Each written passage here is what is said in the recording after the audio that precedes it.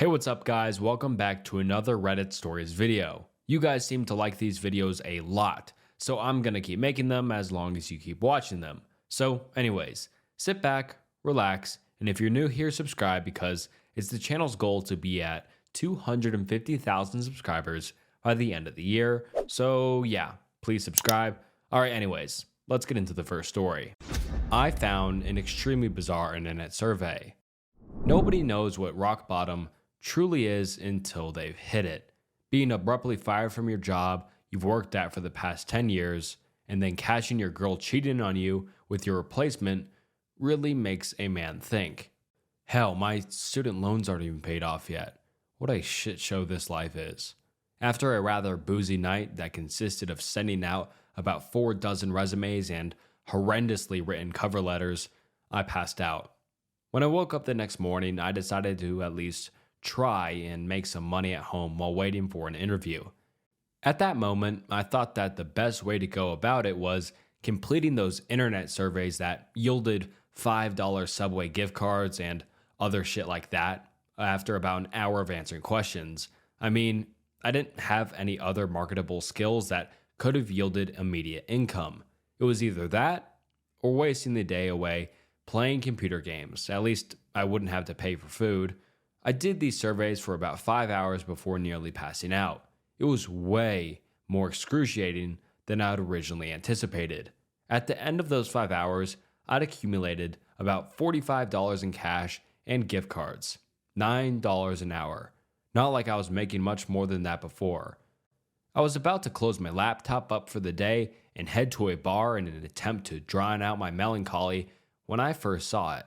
It shouldn't even have been noticeable, but for one reason or another it was. At the bottom corner of the website that I was on existed a tiny, singular advertisement.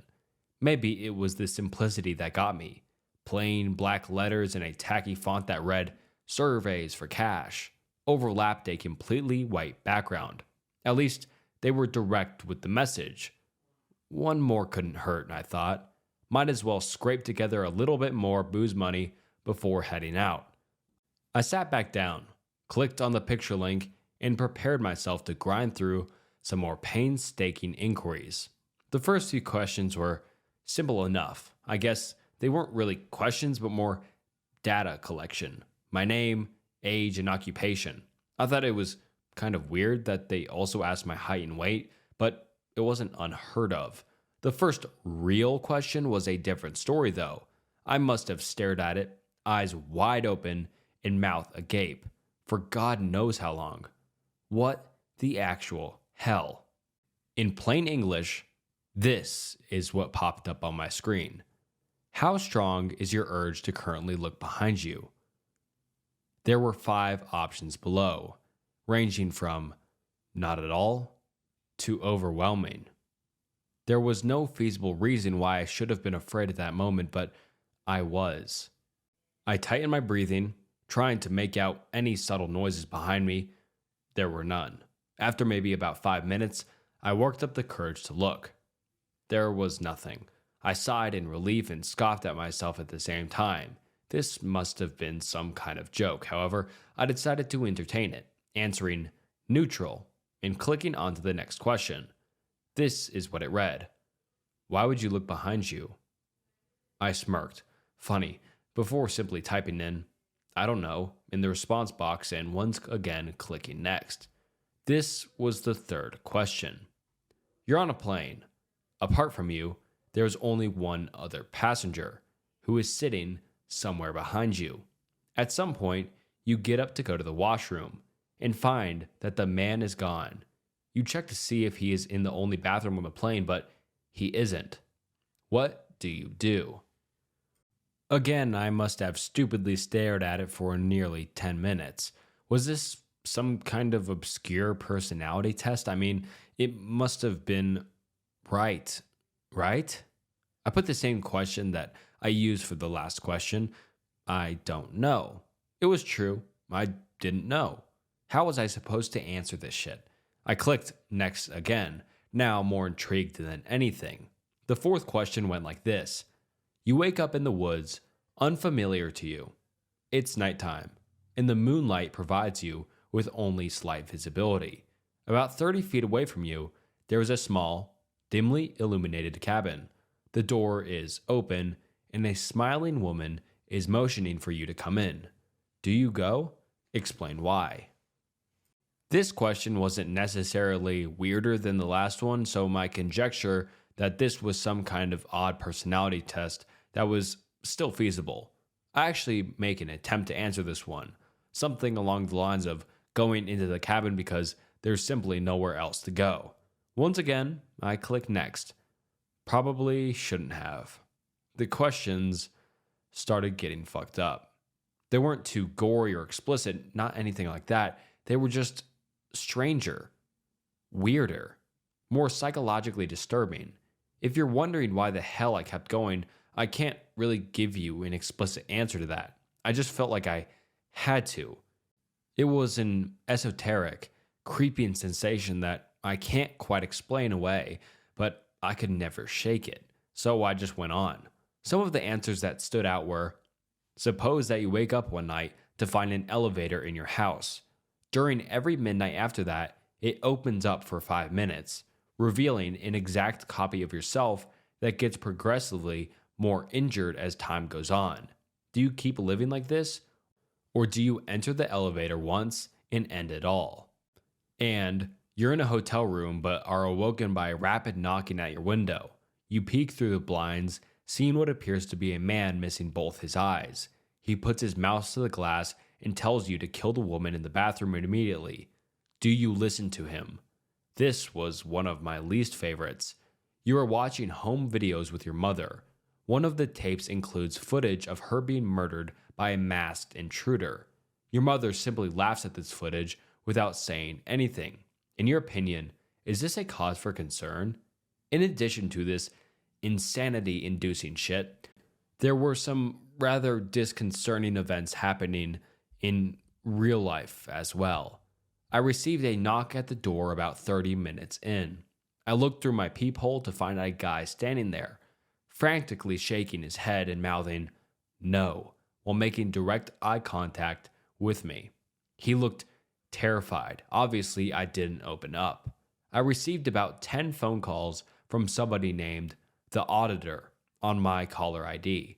They left a message every time, but each one was just a recording that consisted of somebody saying numbers through heavy static. Actually, it sounded more like screaming now that I think about it. About an hour into this thing, and I was on the verge of a mental breakdown, I was petrified of looking behind me, even though there was no indication that anything should have been there. I heard some soft scratching coming from my vent at one point, so I moved my couch over it. Eventually, I reached what appeared to be the end of the survey. However, it wasn't a question. It was simply a statement. Don't let them in. They're not to be trusted. Almost as if it were on cue, I heard more knocking at my door about 5 seconds after reading this. As slowly and silently as I could, I moved over and looked through the peephole once again. It was a different person than the one I'd seen earlier. She was a woman, looking to be in her mid-20s. She was wearing a thick blazer, despite it being around 90 degrees Fahrenheit outside. She was also wearing sunglasses, so I could never really tell where she was actually looking. She eventually took a piece of paper out of her pocket and slipped it under the door.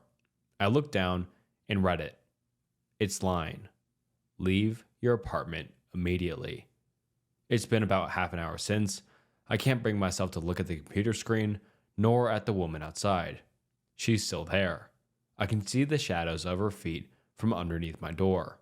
I heard my bedroom window open a few minutes ago, but I've since jammed the door shut with a chair.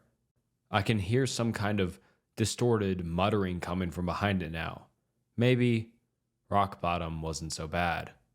But what the fuck am I supposed to do here? I took a drive late one night.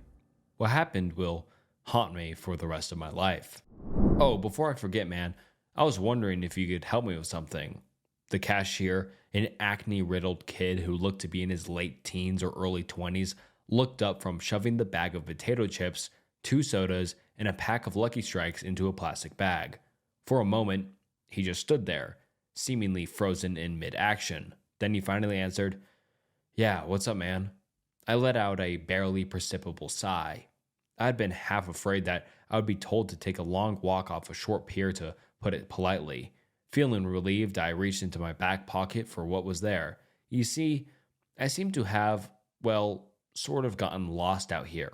I decided to take a late night drive and ended up getting turned around on all of these 2-lane back roads. I unfolded the map and set it on the counter so he and I could both see it before continuing. So I was hoping you could point out on here roughly where we are, and more importantly, the way to get back to the main road. There was another long stretch of silence, and then the kid began to laugh, softly at first and then louder. "Dude, a paper map?" He managed out between wheezes. "Are you for real? What year do you think this is? 1993? For my part, I simply let out a resigned sigh. I'd had a bad feeling I'd be getting this sort of reaction from someone his age, and it looked like I'd been proven correct. Can't say I didn't see it coming. He wiped tears from the corners of his eyes and looked at me. "Seriously, bro, don't you have a GPS in your car or something?" he asked. Immediately, I hooked a thumb over my shoulder, pointing out the glass entry door at the beige sedan sitting at the gas pumps. "Not in a Honda Accord from 1979, I replied simply. As he looked behind me out the door, I could see he wanted to make another quip, probably something about how I should buy a newer car or something.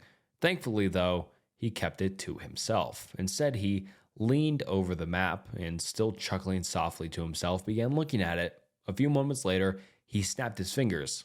"Ha! I still got it," he said proudly, then pushed his finger down near the middle of the map and looked up at me. "We're right about here, roughly 6 or 7 miles outside Placer." I leaned over the counter to see as he drew his finger away. "Here?" He nodded, and I pulled a pen out of my pocket, circling the area as a reminder once I left, then examined the map further. "Okay, so it seems I could take more than a few roads to get back to Interstate 5, right?" The kid nodded again, clearly already bored with the unusual interaction by the slightly annoyed look which had begun to cross his face. "Sure," he said simply, then placed my bagged items on top of the map. "That'll be $14.50 for this and $28.50 for the gas." I reached into my pocket and pulled out my wallet, withdrawing 320s and handing them to him.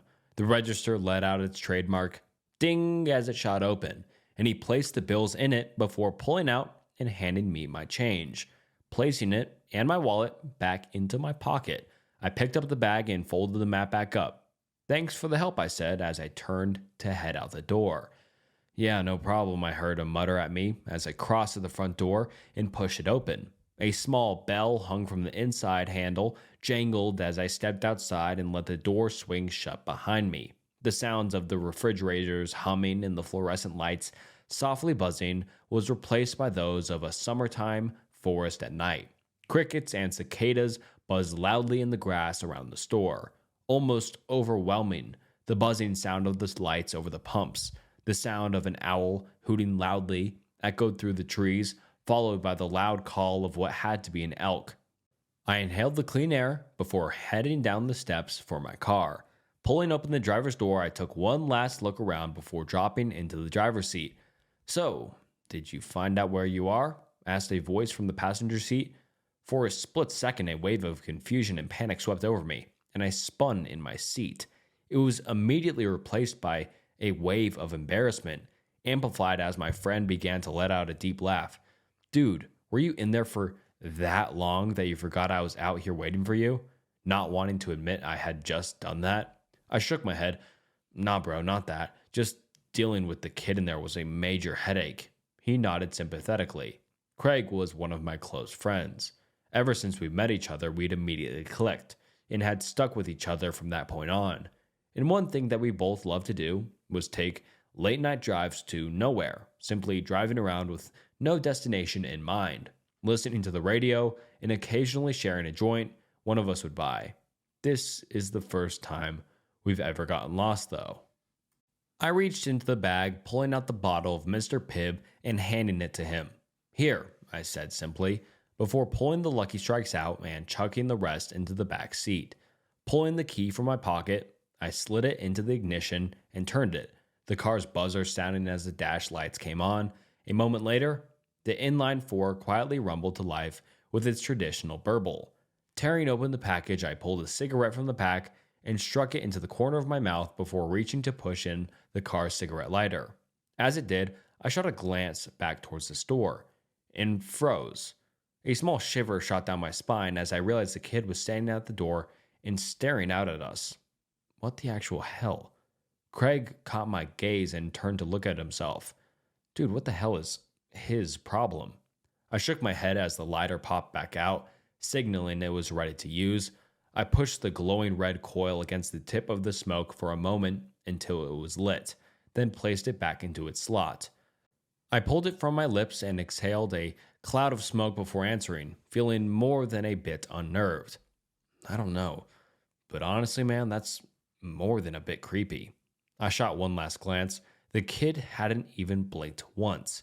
He was just staring with an off-putting intensity out the glass. Come on, let's get out of here, Craig said, echoing the thoughts swimming through my mind. I put the car into first gear and eased off the clutch, the car beginning to roll forward. Out of the corner of my eye, I saw him turn and shoot the bird at the kid as we slid out from under the lights into the dark. I turned the car left and began heading the same way we came. Well, the good thing is, yeah, I did find out where we are. I pulled the map from my pocket and handed it to my friend. I heard him fumbling for a moment, and then a small flashlight clicked on as he aimed it at the map. Dude, how did we make it almost as far east as Placer? He asked, with a slightly astonished tone. Longer drive than normal, I guess, I answered, rolling down my window to flick the ashes from my smoke out. I shot a glance at the analog clock on the dashboard. 2:45 it read. I let out a small sigh. Great, Vanessa is likely worrying up a storm about us right now. Me especially.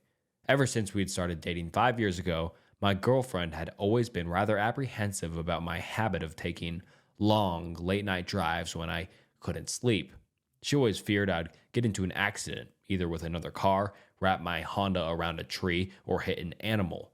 Most of the time, I would come home to find her sitting up, waiting for me. Worry clearly etched into her beautiful sapphire eyes. I bit my lip slightly. Hey, you think I should text Vanessa and let her know we're okay? I asked Craig. I heard him let out a snort. Honestly, bro? No. I know the woman loves you to death and I'm happy she cares so much, but she's got to learn you know what you're doing. Plus, you two need your space. It's not healthy how much time you two spend together. I flicked the remnants of my cigarette out the window and let out a snort of my own. It's called being in love, dude. You should try it sometime, I joked, causing him to let out a laugh. Nah, thanks. I enjoy being single too much. Shaking my head, I stared out the windshield as the headlights guided our way. I felt a slight sense of unease creep up upon me as I watched the two-lane road stretch out before us, the moon in the sky almost completely blocked by the trees over our heads. I hadn't seen another car on the road for 2 hours at least. Well, what'd you expect, Derek? You drove into the boonies. There's only ghost towns out here. Why don't you try driving all the way to Idaho next time? Shaking my thoughts away, I fumbled in the center console for a moment before pulling out a mixtape. A bit of music would help me feel better. I pushed it into the car's cassette player and hit play. A moment later, the pounding bass and synths of Dance with the Dead's That House began blasting from the speakers. Craig let out a whoop of excitement. Dude, yes, that's the kind of tunes we need for a drive like this. He rolled down the passenger window, sticking his head out the window to whoop and holler into the night. I shook my head, unable to keep from grinning at his antics. Friggin' goofball. The playful mood helped settle my mind, and I felt myself relax into the seat, the tension flowing out of my body and out the window. For a few moments, that's how things went. The road stretching out ahead of us and then disappearing into the blackness behind us, the music blasting out from the radio, and the soft roar of the engine in the background. I shot another look at the backlit clock. Now it read 5 minutes to 3. We should be at the highway in a minute. The thought released the last wisp of tension in my body and fumbled into the back seat for the bag, catching it with the tips of my fingers. I pulled my bottle of soda from it and, holding the bottle to the steering wheel, cracked the cap. I lifted it to my lips and took a swig, taking my eyes off the road for a split second to tilt my head back. I looked back at the road and nearly spit it all onto the windshield. In the second I'd stopped looking, a figure had stepped onto the road. Fucking hell, I shouted, jamming my feet on the brake and clutch as hard as I could. The rear wheels of the car locked up, and the ear-piercing sound of squealing tires filled the cabin. To my horror, the tail end of the car began sliding out. Oh hell, no, no, no, no, no, no, no. For a few seconds, the world around us became a blur of shapes and colors, and I feared at any moment we'd smash into a tree or begin rolling. Thankfully, the car finally came to a stop with a screech of protest from the suspension. We were facing back the way we'd come. I could tell from the black lines on the road, which had once been the rubber of my tires. I gripped the steering wheel with almost a death grip, my heart furiously pounding in my chest. My breaths came in short, ragged gasps. There was no movement in the car for a few seconds, before Craig reached forward and snapped the music off. "Dude, what the fuck?" he shouted at me, his face looking as pale as mine must be. I didn't say a word to him. Instead, I pulled up on the handbrake, ripped off my seatbelt, and practically kicked the door open. Stepping out onto the pavement, I stepped to the front of the car on unsteady legs until I was squarely in between the headlight beams. I looked around, first at the road ahead, then at the forest on either side. There was nothing there. What the? I turned and looked behind me. Over the roof of the car, the red glow of the taillights illuminated a few feet ahead, but beyond that, nothing but blackness. I turned again, looking out at the darkness beyond the branches. No movement disturbed the bushes and branches, and aside from the quiet hum of the car's engine, it was silent. I shook my head. Did I just imagine things? I shook it again. No, I know for a fact I didn't hallucinate. There was someone there. The sound of the car door opening made me turn. Seeing Craig step out of the car, leaving the door open, he immediately came over to me. "You have exactly 20 seconds to explain to me what the hell just happened before I lose it, bro," he explained. For a second, I fought to find my voice. Then I answered, Dude, I'm not crazy. Someone stepped out on the woods and onto the road. It looked like a chick, and I thought it was gonna freaking hit her."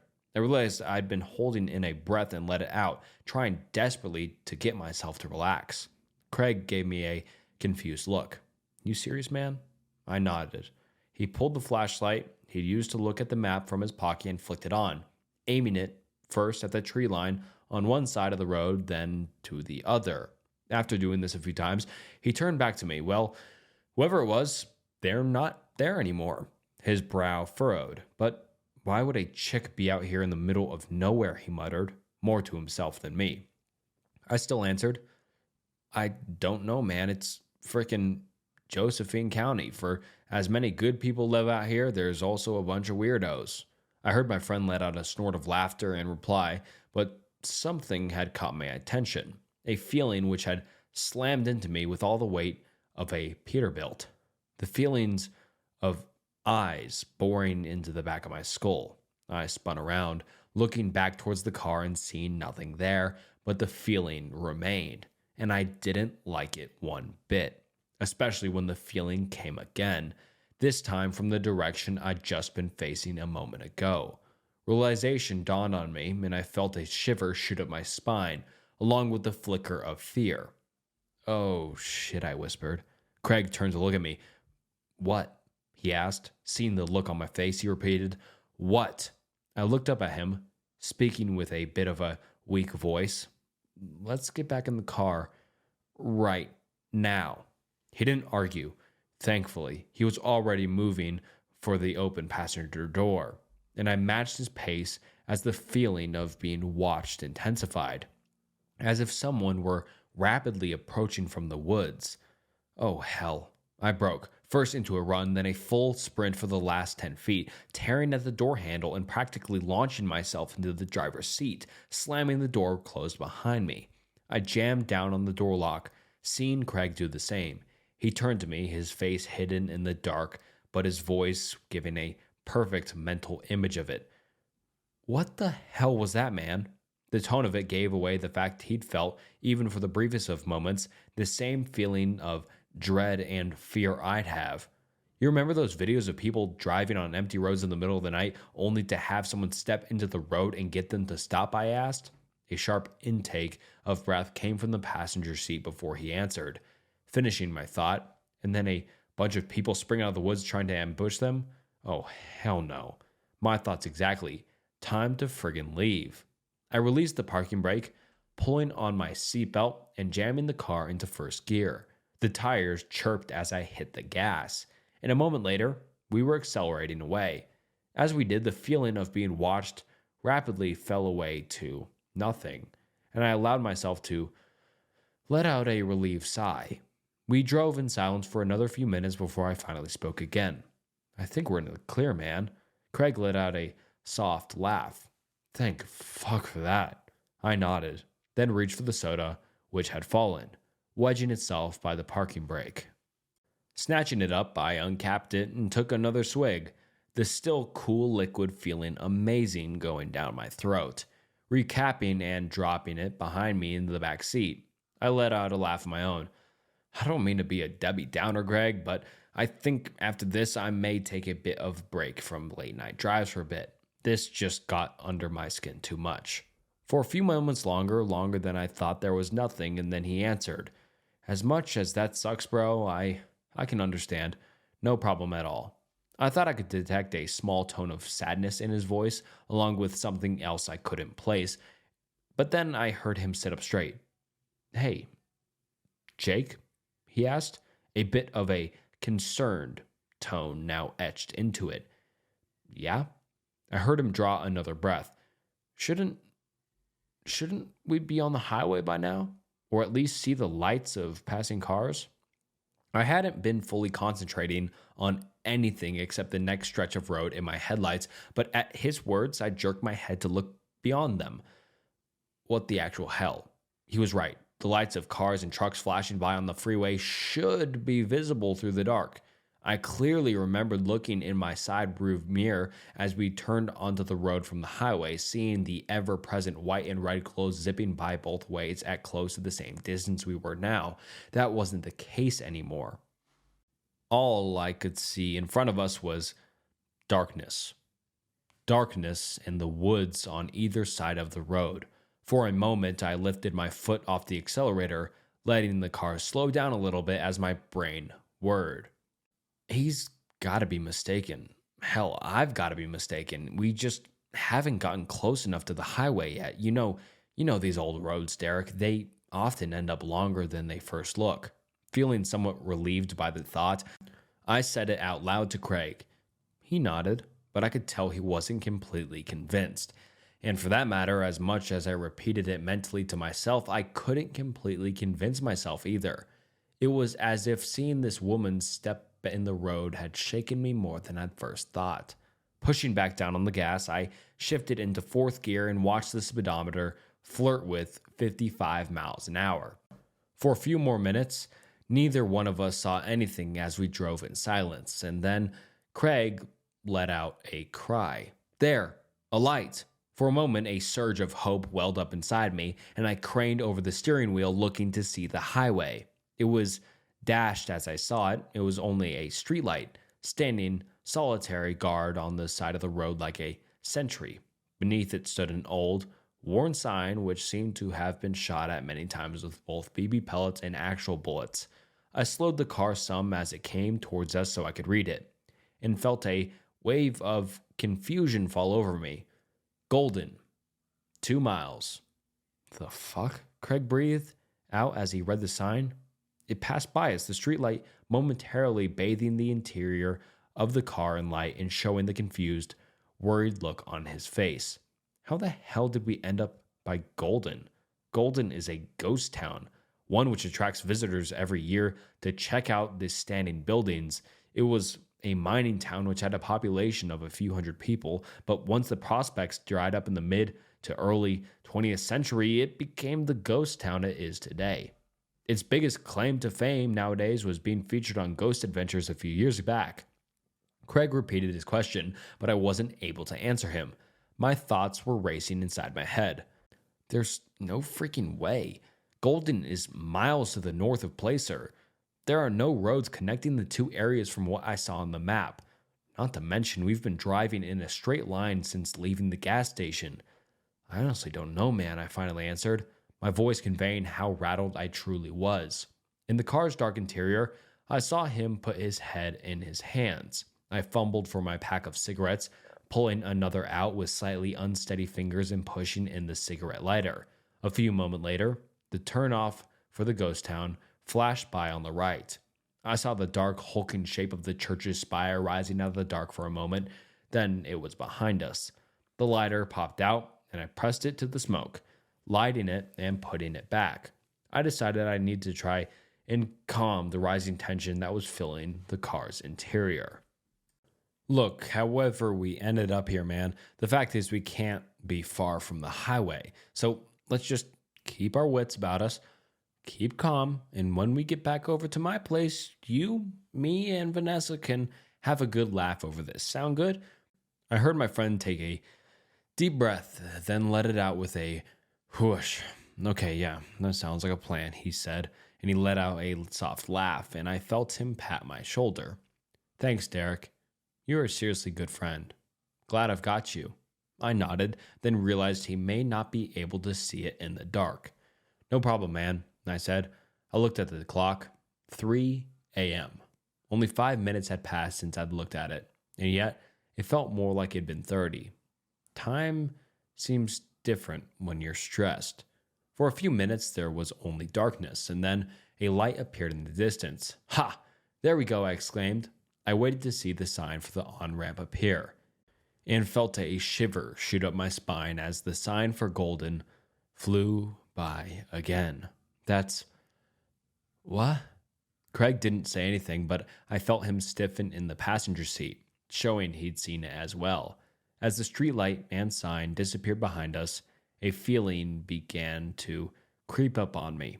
Another shiver shot up my spine as I realized that it was the same feeling I'd had when we'd gotten out of the car. The feelings of eyes on me. My eyes shifted to the blur of the trees on either side of the car, but I saw no one out there. The turnoff for the ghost town approached again. I heard Craig let out another deep breath. Derek, pull us over, please, he said simply. His voice was shaking, and as much as I didn't want to stop, I did as he asked, pulling over just before the turnoff. He ripped his seatbelt off, shoving the door open and stepping out. I watched him stride to the front of the car and stand there for a minute. He seemed to start shaking a bit, and I realized just how much this was getting to him. I unbuckled my seatbelt and reached for the door handle. When I glanced at the clock and froze, the clock was still showing 3 a.m. The hands hadn't moved at all. A feeling of shock washed over me like a wave as I tapped it with my fingers to see if it was merely stuck, but it refused to begin moving again. Okay, what the fuck is going on? I whispered to myself. I reached into my pocket, fishing out my phone and turning on the screen. Like the clock, it too showed the time as 3 a.m.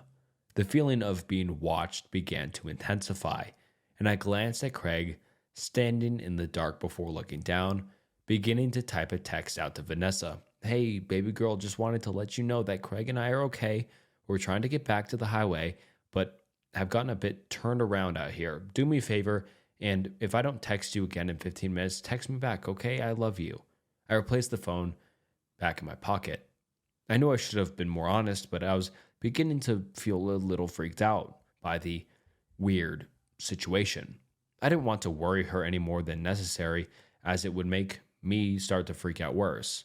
Pushing open the door, I got out and walked around, stopping near the front headlight. Dude, you all right?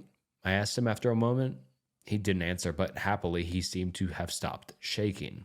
I repeated my question. When he didn't answer my second and third calls, I began to feel a new sensation creep up on me, a potent mixture of dread and fear. Craig, dude, you're creeping me the fuck out. Please say something. He finally turned to look at me, And in the semi-glow of the headlights, I saw his face had gone a bit pale. He raised his finger and pointed, saying only one word. Look.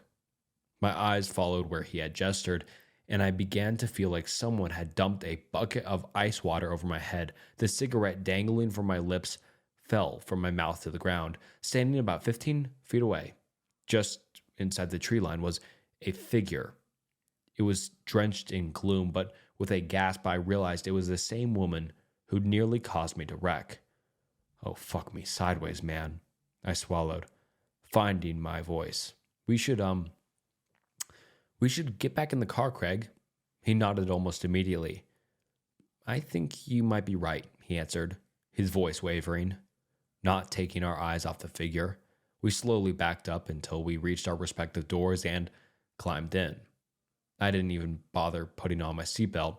I just jammed the gear shifter into the first and floored it. Dirt and gravel kicked up behind us and the car shot forward onto the road. This time I didn't let up on the gas. I kept my foot hard down, the engine beginning to roar as I shifted into third and fourth. The speedometer reached 60 as I shifted into fifth gear, the feeling of being watched intensifying with each passing second. I prayed that I would see something, anything ahead of us, an intersection, a house, a freaking out-of-use payphone, for fuck's sake. And then my blood turned to ice as a light appeared ahead of us, the exact same one as before, with the sign underneath. My eyes flickered to the clock and terror shot through me as I saw it was still frozen at the same time. This isn't good, bro, Craig said from the passenger seat. I agreed with him, but didn't say it out loud. I kept my foot to the floor, the speedometer now hitting 80. The turnoff appeared again, and what I saw made me want to scream. The woman had gotten closer to the road, and she wasn't alone anymore. Behind her, I saw others, the outlines of other people, dozens, possibly more. They all stood facing the road, watching us fly by, and then they disappeared into the rear view mirror. Fuck, I breathed out as the lights and sign passed by once again. This time, the mass of people had gotten even closer to the road. The woman stood in front of them all, and for a split second, the headlights illuminated her. Another flash of ice shot through my veins as I saw the river of blood pouring down the front of her nightgown, one that looked to be decades old. What the hell do we do? Craig asked me, his voice steady, yet filled with fear. The same I felt. I just shook my head. I don't know, man, was all I could say. The streetlight began to appear again when I felt my phone vibrate in my pocket, causing me to nearly slam on the brakes in surprise. I fumbled in my pocket for it, seeing Craig look over at me. I texted Vanessa when we stopped, told her to reply in a few minutes. Now I think I'm going to tell her to call the cops or something. He didn't reply, instead turning to look out the windshield at the approaching lights. Flickering my eyes from the phone to the road and back, I forced myself to not look at the turnoff as we zoomed past the lights. I didn't want to see how close those ghosts, demons, whatever they are, had gotten to the road. I flipped my finger, pushing away the lock screen and tapping on the messenger icon as the light began to appear once more. Vanessa's message automatically opened, and for a moment, relief like I'd never felt surged through me at the small bit of normalcy I had in my grasp. I froze. I didn't even look up at the road. I couldn't. My eyes were locked on a single sentence, reading and rereading it. A wave of confusion passed over me, enough I spoke aloud. The fuck? Craig spoke up. What? What'd she say? I didn't answer him. My mind was racing at 1,000,000 miles an hour, trying to understand, but it was like I was hitting a mental wall. I tried to think of something else as another thought came to me, but again, the same block was coming to me. As it did, a new wave of fear began to rise up in me, one for an entirely new reason than the terrifying loop flying by outside. The speedometer now showed we were doing 90, and then Craig spoke. Can I ask you a question, man? Ice filled every vein in my body, not at his question, but at his voice. It was different. Gone was the fear and tension he'd had not even a minute ago. Now he just sounded flat. No, not flat. I couldn't tell why, but the way his voice was, it almost made me feel like he was smiling. Another shiver cascaded up my spine as I finally forced myself to answer, my mouth dry as cotton. What? He answered as we began to fly under the streetlight. Are you scared? For whatever reason, the question made me turn to him just as the light whizzed over us. For a split second, the car's interior became illuminated again. My eyes locked with his. The lights flew by, the turn off appeared again, and for a moment, my eyes flicked up to see the woman was right next to the road, bathed completely in the headlights. I finally caught a glimpse of her face, and then I was screaming, my fingers tearing at the door handle as the car swerved to the right. I saw a tree flying towards the windshield. I didn't think, I just forced the door open and leapt out. The ground rapidly flew up to meet me. Darkness. I woke up in a hospital room, a bandage covering my head and one arm in a sling. My chest felt like it was on fire as well. The first thing I saw was Vanessa, who, upon seeing me wake up, burst into tears and wrapped her arm around me. A few moments later, the doctor came in. He told me that I was a lucky man, apparently. I'd gotten away with only a gash in my head requiring staples, severely bruised ribs, and a broken arm. Shocking for having dove out of a car at what appeared to be tremendous speed, he said, raising an eyebrow. Then he told me the police wanted to speak to me. He showed them in, and 2 officers entered, asking me many questions. I told them exactly what had happened, well, except for 2 small details, anyways. They appeared to take my account seriously and promised to look into it. We've had some reports similar to yours, sir, one of them answered tentatively. Then they showed me how I'd been found, how a father and son who owned a gas station nearby had been out driving and had come across first my destroyed Honda, which had wrapped itself around a tree and then some, and then lying unconscious in the grassy ditch, me. They didn't say who they'd been, but I had a fair idea who they'd been, at least the son anyways. That night was 3 months ago. I've been at home, resting and healing this entire time. It's given me plenty of time to think, plenty of time to process everything. I try not to think about that night, about any of it. I feel like I'll go insane if I do, especially after the police told me that they found nobody else at the scene of the wreck, only the passenger door hanging open. But I've had to. After receiving an email from an unknown address, one claiming to be the son, the kid I saw in the gas station that night, he told me things that his father told him he'd seen for years, that he didn't believe at all until that night when he looked out the door at my car. That's when he'd frantically called his father. As I type this out, I feel myself begin to violently shake, remembering the woman's face, indeed a ghost, as it flashed in the headlights. The look of horror plastered there as she frantically waved at me to get my attention. The same look the others must have had, remembering turning to look at Craig as the light flickered over and seeing the smile on his face, a smile wider than any human being's could possibly be, filled with shark-like teeth as black eyes stared hungrily at me, the same shark-like smile the kid told me he'd been flashed as I'd pulled away. But mostly I remember the single line of text Vanessa sent me, what caused me to rack my brain, trying frantically to recall my friendship with the figure sitting opposite me, and horror filling me as I realized I couldn't think of one single memory. What will keep me from ever taking late night drives again? The 3 words that will remain burned into my memory forever. Darling, who's Craig? And all right, I'll give you a second to process that twist at the end. I really enjoyed that last story. It was, interesting. I thought it was pretty good. Let me know what you think about these 2 stories I read down below. And if you'd like to see more Reddit stories and stories in general, they're a lot of fun to record and find and research and find good stories for you guys. So thank you for watching to the end. If you're still watching, like and subscribe. It helps the channel a lot. And thanks for listening to the story. I enjoyed reading it. I hope you enjoyed it as much as I did. So all right. Anyways, until next time, See you later.